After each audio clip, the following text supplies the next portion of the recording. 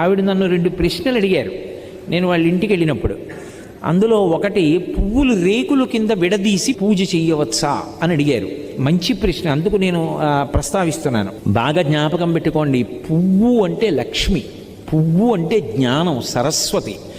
పువ్వు అంత కోమలమైనది, పువ్వంత పరిమళంతో కూడుకున్నది, పువ్వంత మంగళప్రదమైన వస్తువు లోకంలో లేదు.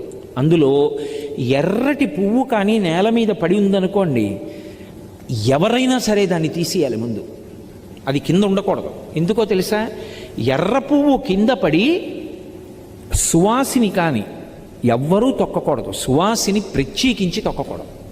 ఎందుకంటే అది సౌభాగ్య వస్తువు ఎర్ర పువ్వు. అందుకని వెనక ఎవరైనా తొక్కుతారేమోనని వెంటనే తీసేసి ఏ చెట్టు మొదట్లోనో పెట్టేయాలి. అంత పరమ పవిత్రమైనటువంటి పువ్వులు పూజ చేయడానికి నీ దగ్గర సరిపోయినన్ని లేకపోతే